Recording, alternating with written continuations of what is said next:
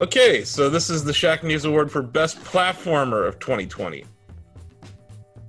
What a good time for you to jump up on a platform. Super Mario Maker 2! Super Mario Maker 2!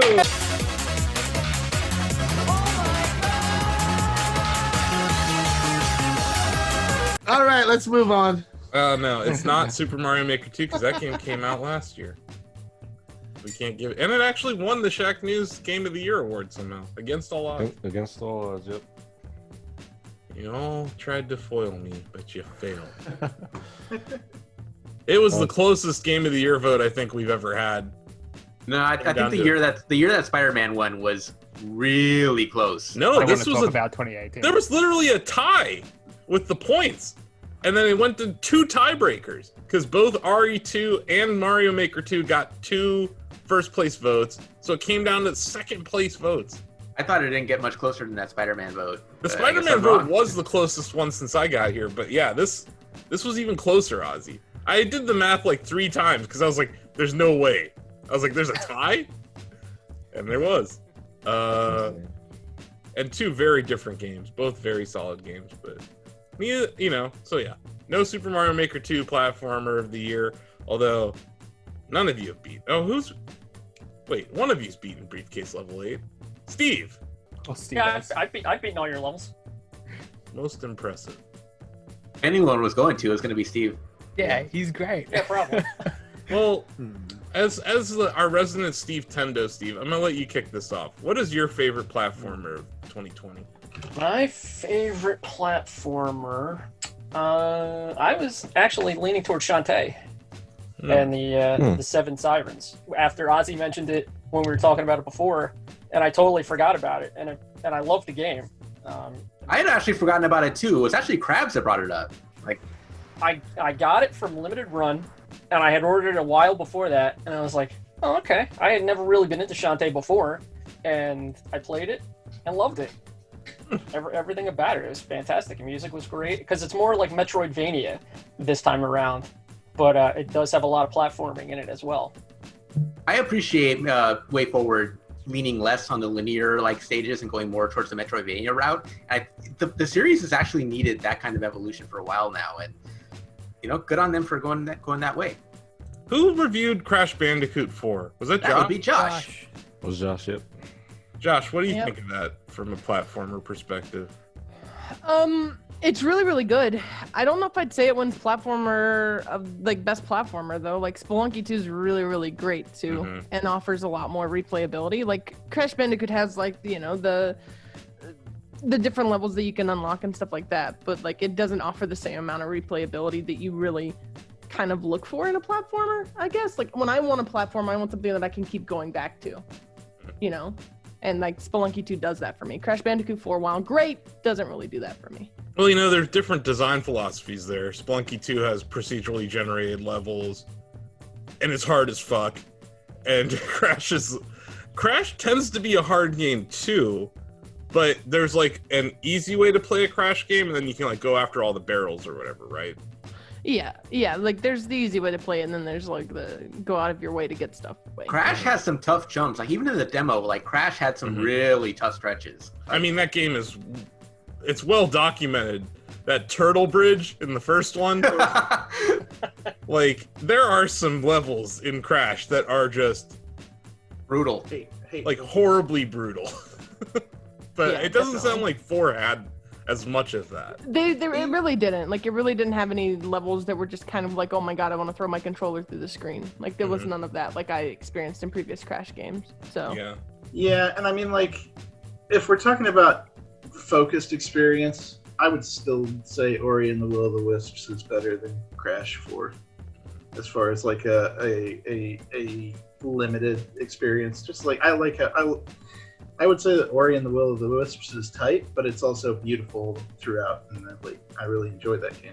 And Ori's pretty challenging in itself, and it's got those same kind of cheap deaths that Crash has. Because I remember I was trying to do the Deathless run to get the achievement for Ori, and I'm just like, okay, I'm just gonna walk into here, and suddenly, boom, just flattened out of nowhere. It's like, where did that come from?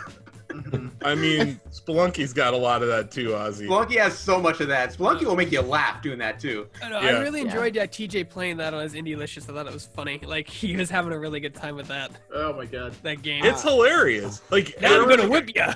it's like a cacophony of failures sometimes. Like, you get Oh my god. bumped off of one thing, you fall 3 levels, you hurt yourself, you accidentally drop a bomb, and you kill your dog and yourself. I don't know. Asif, literal scenario. You grab a diamond, the ghost shows up, you're between 2 sets of spikes, you have a pug, you panic, you drop a bomb, and you blow the pug away and yourself, and you fall onto the spikes that were near you.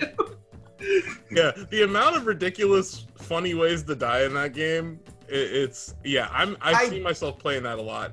I died so much reviewing Spelunky 2, and I never got mad. I was. It's so funny. Just the way you off yourself. I agree. Sam, you nominated Ghost Runner?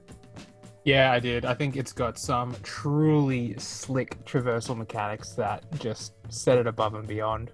It's kind of like a Mirror's Edge style game, right? Ghost Runner It is is. straight up sci-fi first-person Hotline Miami. Oh, Speedrunning, yeah, it's really cool. It's a speedrunning platformer. that's Like cool.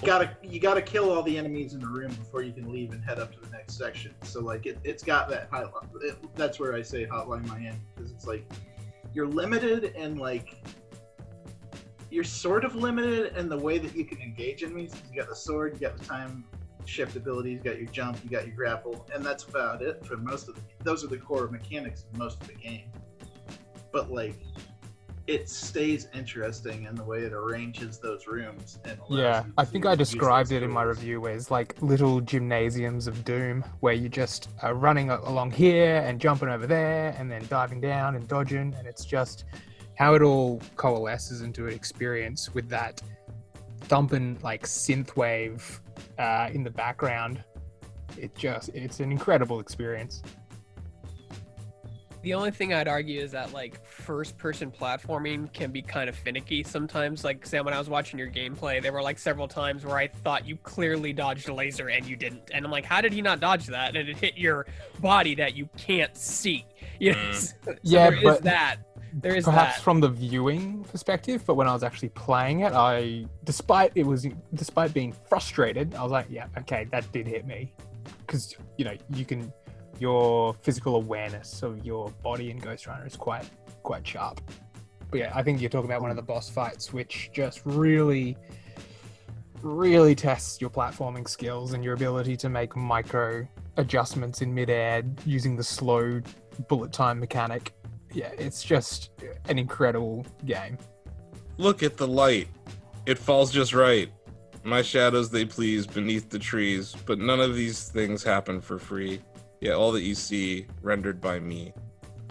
We're talking about Astro's Playroom. Astrobot. It's Yeah, I called it Rescue Mission. That was the old one. I think Astrobot's kind of cool. I really like. It's gotten me used to the haptic feedback, sort of stuff, or at least shown me like that you can do cool stuff with the haptic feedback. But I hate motion controls. But you don't like climbing like this? I hated that. You don't like climbing to the beat? Why are we still using motion control in 2020? It made me waggle. Yeah, I wasn't It did into make it. you waggle. I was into really. waggling. The minute it made me waggle, I was like, "Oh, this certainly isn't platformer of the year material." But it deserves a nomination because it's cool. It harkens back to an old day when you would buy a console and you would get a game with it, and it was a platformer that kind of showcased what the system could do. You know, Mhm. it's like It's very funny. Nintendo of them. And then Which they is also, funny because I thought that was supposed to be Sackboy. yeah, which honestly maybe we should be nominating that as well. I wouldn't based on Travis' review. Yeah, But Astrobot, it's really damn charming, and it's like a celebration. If you're a PlayStation fan, it's a huge celebration of the entire history of the console. yeah. I It's collected not all the. long, and it's not that hard. I don't think it's like a very challenging game. No, but there's cool little hidden areas to find a lot of those collectibles. It's a charming little experience. But never was I like, man, that was a challenging platforming session. Oh no, not at all. Whereas like Spelunky 2 might be the most challenging platformer I've played all year. Yeah. And to me, that's like, The I think challenge- Celeste has won this award before from us. Like, we tend to give this to very high detailed, high quality platforming experiences, and I think that The challenge gets even more intense if you're trying to get the true ending, because there's so many moving parts and there's so many little things that have to go right in order for you to get it. Like, Spelunky 2 is so challenging. I can't be bothered to have to worry about this dog, Ozzy. I can't. You need to. I know. He recovers your health unless I you're gonna go know. blowing up turkeys, But which I would he's not so- recommend that. He's so dumb. He like every single time I'm like, come this way. He goes that way and like falls down a hole. You know, like Of course, look at his face. He's a derp. he is such a little derpy dog. I love that game, but yeah, that dog. Okay, when you drop the dog on spikes, it's really sad. It is a sad. Really, that's experience. on you for being a bad dog owner. Yeah, don't drop your dog on spikes then. Seems pretty easy. Oh, my bad. Yeah. Sorry. The Shackers in the Delicious chat convinced me that putting the pug on the sacrifice altar would be a good idea. I have regrets. Don't sacrifice the dog to Callie. No, don't do that. Okay, so we're voting. Yeah, let's Hold on do a it. second. Do we have any other nominees? Chris, did you have a nominee for this? I think I'll roll with Shantae. Shantae? Okay, so we're gonna let's put this to a vote. So we got Chris voting for Shantae. I believe we had Steve voting for Shantae. Yes, that's right. I'm gonna say Spelunky just edging out Shantae, but I got Shantae at second. Monkey 2. Sam? Ghost Runner is You're absolutely. sticking with my Ghost Runner? pick. Yeah, I gotta stick by my sword with that one. This is like two very different games that I like for very different reasons. I know. Going back to what Josh said about the platforming experience, I think I got to go with Spelunky because, like, I love Ori, but once I'm done with it, there's not much left to discover. I will continue to go back to Spelunky for probably years on end, seeing what new ways it's going to destroy me. God, that game should be on Switch. It's kind of criminal. That Is it really not? It's not on Switch. It's PS4 and PC only right now. It's stupid. Really? That's a stupid decision. But I understand it's a dev. Like they probably couldn't get all the versions out in time, you know? And it's a very small dev too. Like it's like one or two people that work on that game. First Spelunky isn't even on Switch, I don't think. Really? Yeah, I don't think it is. That's so bizarre. The weirdest thing about it too is that he prioritized development on the PS4. Like the PC version had bugs when it came out that the PS4 version didn't. Yeah. Hmm. That's just one or two people working on it, so I That's understand. probably a deal they made. Yeah, there may to have get been it paid produced. to have like a timed exclusive thing, which it's a good thing for devs. Donovan, I'll cast my vote for Spelunky 2. Monkey 2, Bill, I'm gonna stick with Sam here. Ghost Runner's more my jam. Runner is more your jam. Josh, Spelunky 2. It just hits all the platforming notes, man. You can keep going back to it. You never run out of content. I mean, I played Spelunky for years without growing bored of it. So yeah, the first game had so much staying power, and this game seems like it did a lot of quality of life stuff, and I'm gonna be playing it for a while. Greg. Yeah. I have to say, like, just based on TJ's stream, Spelunky 2 was hilarious for me to watch him. It looked like so much fun. Yeah, and Grand Pooh Bear's been streaming it lately too. It's been really fun to watch. Maddie Thorson over at I think it's Extremely OK Games. Extremely OK Games. Yeah, they just beat the game today. I saw them tweet out like that final screen. Yeah, watching TJ formulate a plan and then watching it completely fall apart, I'm going, oh no, and then it's really funny watching that happen. Okay, well, let's count these. 2 for Shantae, 2 for Ghost Runner, and 1 for Ori. So, the Shacknews Best Platformer of 2020 is Spelunky 2. It is decided.